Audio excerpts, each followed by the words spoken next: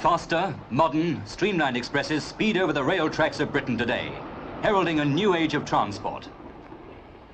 And away to the sidings go the old carriages whose day is done. As a result of its program to make its services more efficient and show a profit, British Railways is today producing 1/6 of the country's scrap metal by cutting down on excessive rolling stock and track.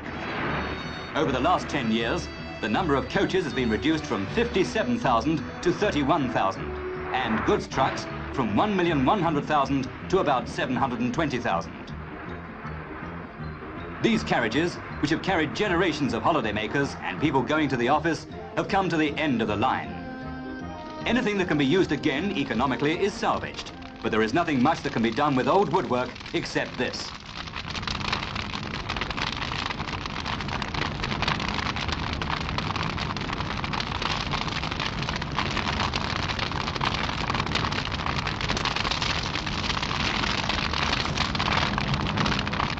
In a nearby breaker's yard, the chassis are cut up and stacked, ready to be sent to the foundries. There, the metal will be melted down, and some of it will be used in making new steel for new coaches.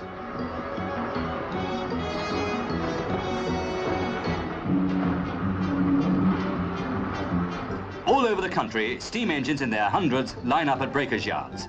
For after more than 150 years, the diesel engine is taking over as a first stage toward electrification. 10 years ago, there were 18,000 steam locomotives puffing along the tracks.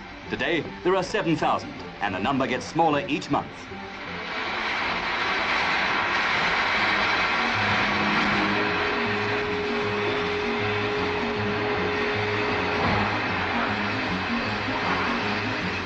All this adds up to big business for the scrap department of British Railways, which today has an annual turnover of £20 million.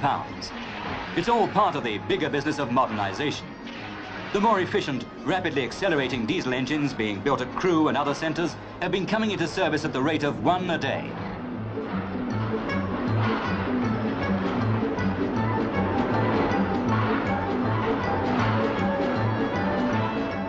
Today there are nearly 4,000 of them, and Britain now has the largest fleet of diesel locomotives and rail cars in the world. But not all old railway equipment in Britain is going for scrap. On the outskirts of Leeds, the Middleton Railway Trust, started 4 years ago by railway enthusiasts, today runs a service over 3 miles of old colliery track, the oldest stretch of railway track in the world.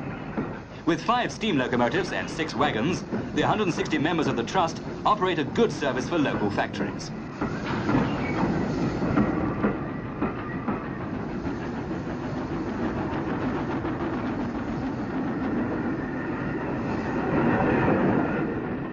Over 6 level crossings on the track, this 1909 shunting engine hauls another load down to the main line.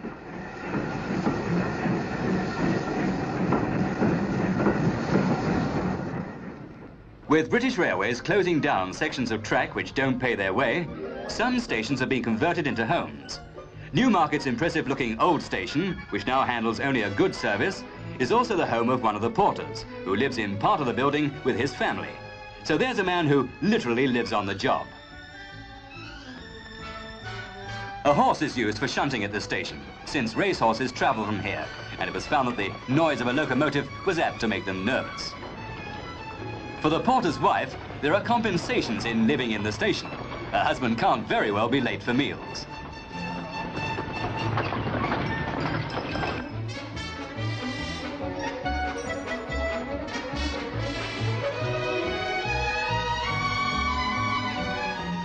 Old railway equipment is being put to all sorts of uses nowadays. Mr. Edward Walker, who plays the flute in one of the big London orchestras, has a signal in the back garden of his Middlesex home.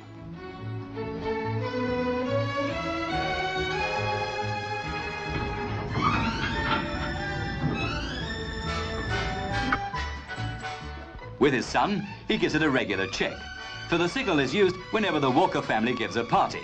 The green light means carry on, the red, go home.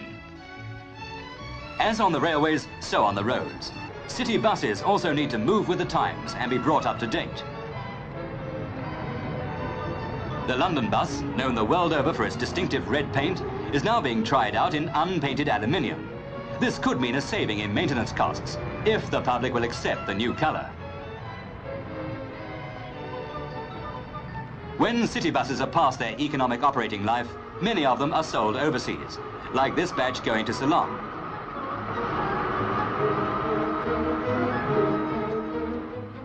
But what's happened to the trams?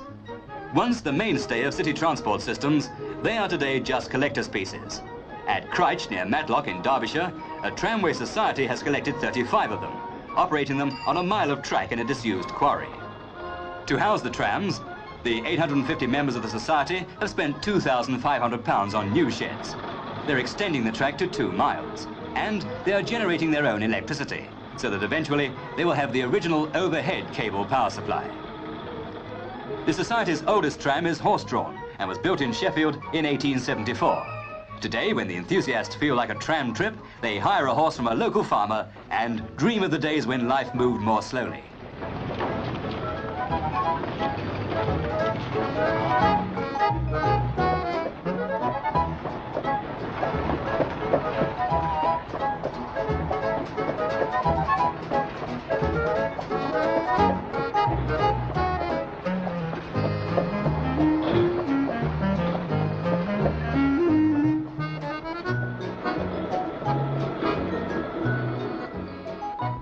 For heavy-duty work in the past, the traction engine was an important part of the road transport system.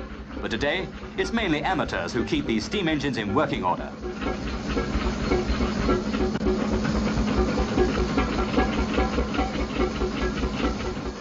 On a farm in Kent, 40-year-old surveyor Bob Whitehead fires up his 1904 model.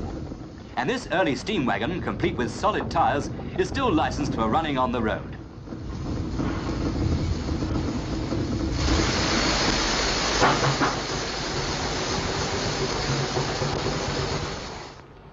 The Pullman all-restaurant car service, which is now part of British Railways, came to Britain from America in 1872 and has been continually modernised ever since.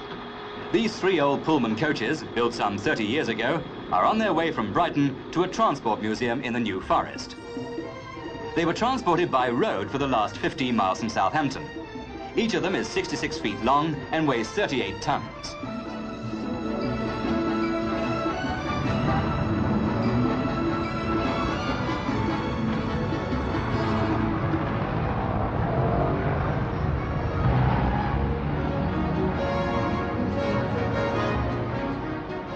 Things are certainly changing when a motorist has to pass a train on the road.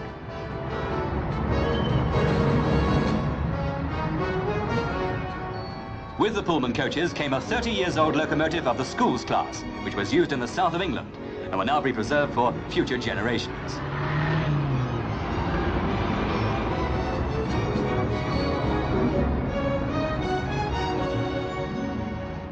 The 67-ton loco and coaches were run up onto the transporter on rails, and then at the museum, with rails waiting to take them, they were lowered inch by inch into their new home.